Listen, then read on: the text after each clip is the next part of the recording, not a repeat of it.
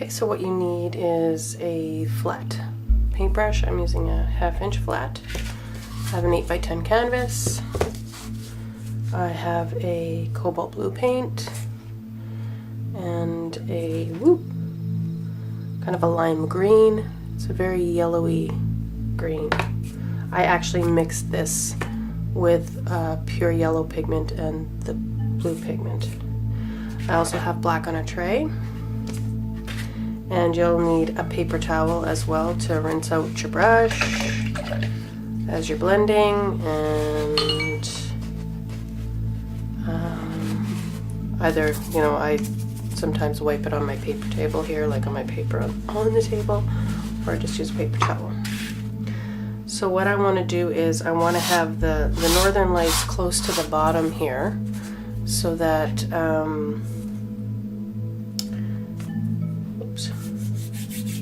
so that it's lit up down here, so that the trees really stand out. So I'm going to start with, and don't be afraid to use water here too, to thin down your paint.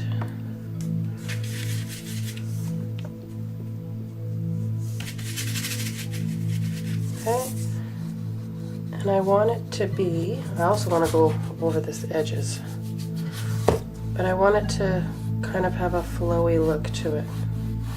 I don't want to put so much paint that I can see all these globby lines. Then I'll pick up a bit of the blue and I'll just blend that.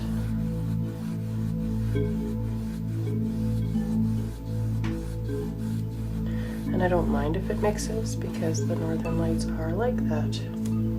Now if I want it to be brighter, I would take the green off, or the yellow, yeah, that limey green off. And if I clean off my brush, another way you could do this is just use a clean brush, and I take the pure blue pigment, you'll see that I get a much brighter kind of a jewel tone blue rather than hair. Get out of there. It's not even brush hair, it's dog hair.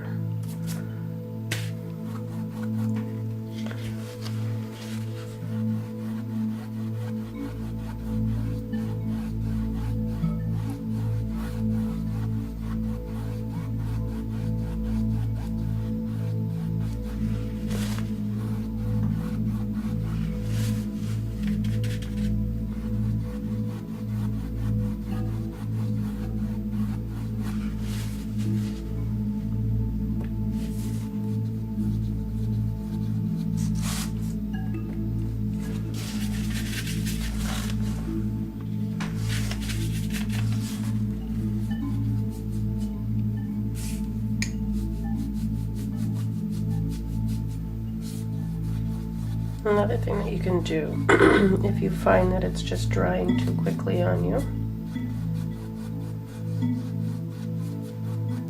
is you can keep a spray this bottle here handy, and you can just lightly mist it, and it'll prevent it from drying too quickly so that you have more time to blend.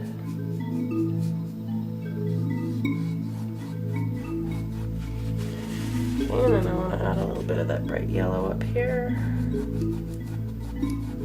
I don't mind if the lights come off the top. And then right way up here, I also want to have a little bit of the black mixed in with this blue so that I have that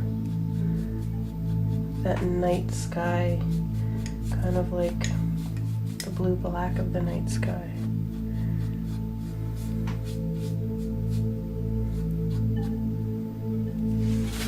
Oops. And I don't mind too if that sort of streaks down in here as well.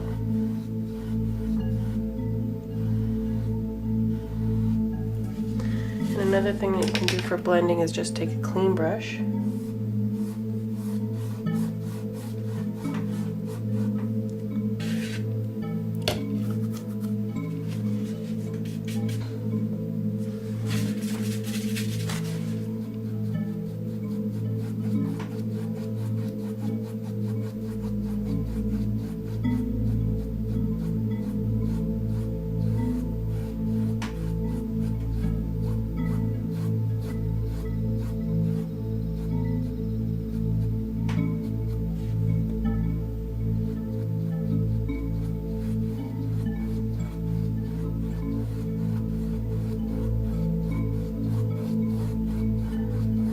remember you can do another coat of this afterwards.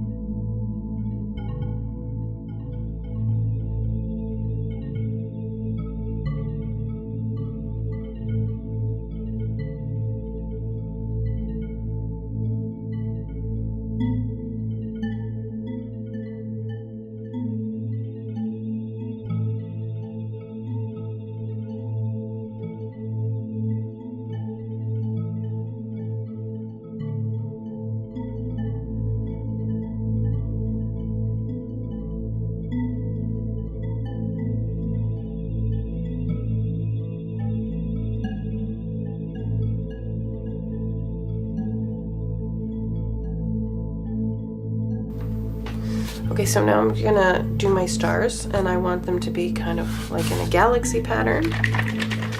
And I am going to just take some white gesso and I am going to mix it with this green color, because I find that the green color kind of looks more kind of like a bright yellow star when it's watered down with the white, as opposed to pure white. I don't think, you know, that I think the pure white is a little too stark on the background. Okay, and then next what you have to do is, I'm gonna find a clean spot here. The next thing you have to do is you need to water this down enough so that it spatters, and the spatters don't, like, they make pretty little dots rather than stringy, snotty looking kind of strings. I don't know how to describe it. So if you're worried about whether or not it's going to be good, I can put this aside and I can just test it. And it's not coming off great, so I need more water. I just don't want it to make stringies. And you probably want this to be about the consistency of milk or cream. And you don't want your brush to be too saturated, because then it'll just come off in a big glob. So you could probably dry it off there a bit, and I'm just gonna test this out. So I need a little more. I think it's still too thick.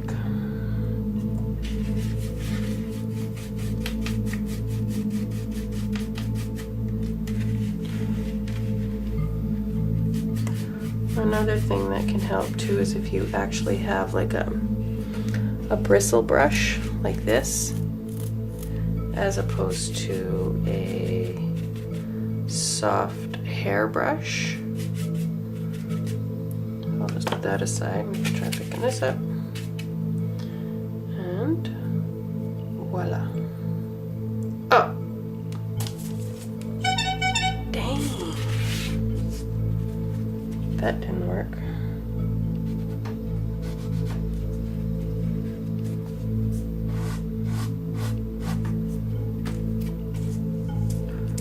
Too wet for that one, so I'm gonna go back to this one. Raw and uncut. There we go.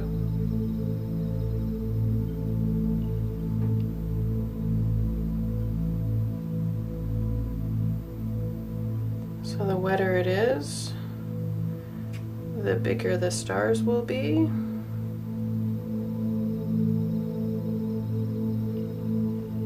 Ugh. Okay, why am I having so much trouble? Once again, raw and uncut. Unless I make that into a moon. Arg.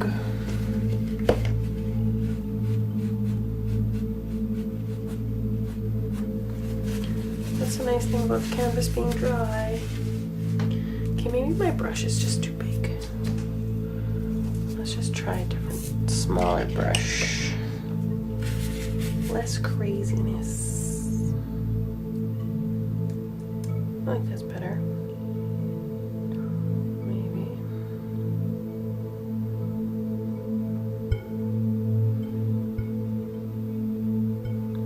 Oh no, that's gonna spread because it's wet. Grrr.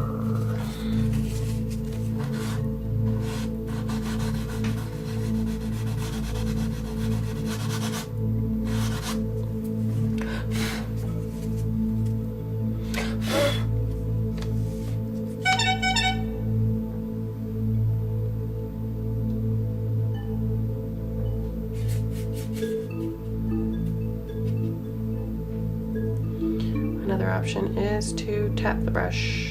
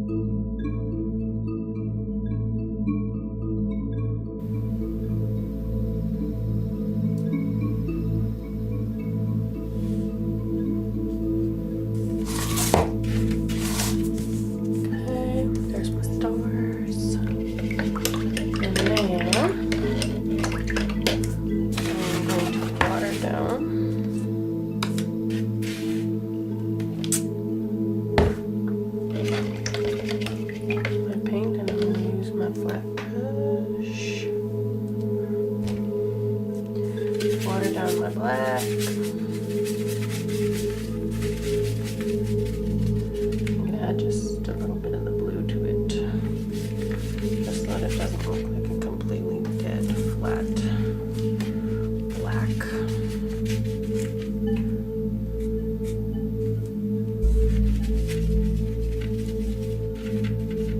Okay, and I'm gonna block in the bottom here. I know I want the whole bottom to be black.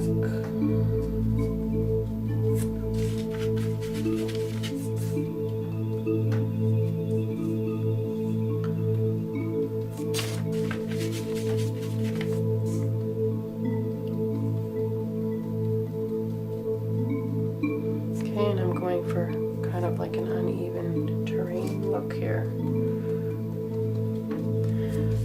So now what I'm going to do is I'm going to pick up my paint on my brush and get it into like a nice crisp flat edge. And I am going to start by laying in my trunk area. Doesn't have to be perfect, it's just an idea for me for where I'm going to put it. And then I'm going to start rocking back and forth, kind of like in an S pattern. I don't want it to be perfect, because in nature trees would not be perfect. And I'm going to run it right over the edge.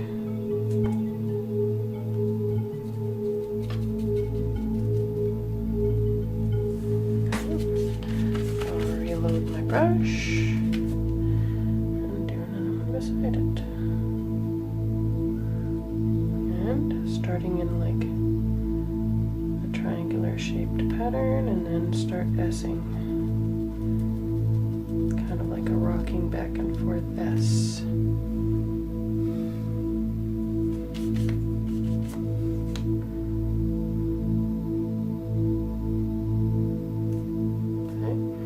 Okay with that gap, because in nature they would do that.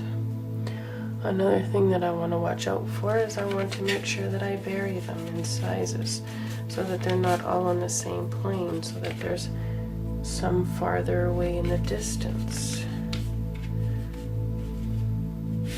If your brush is too big or you find you're just a little too clumsy with a larger brush, then you can just move to a different brush, or what I'm doing here is, I'm gonna get a different angle.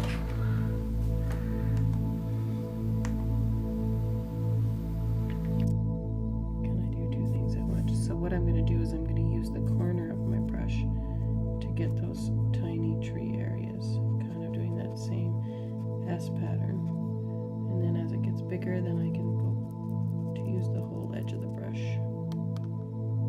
Okay, so let's do that again. I don't want to space them evenly apart either, because that looks too perfect and contrived. Not like nature would be, unless it was a tree farm.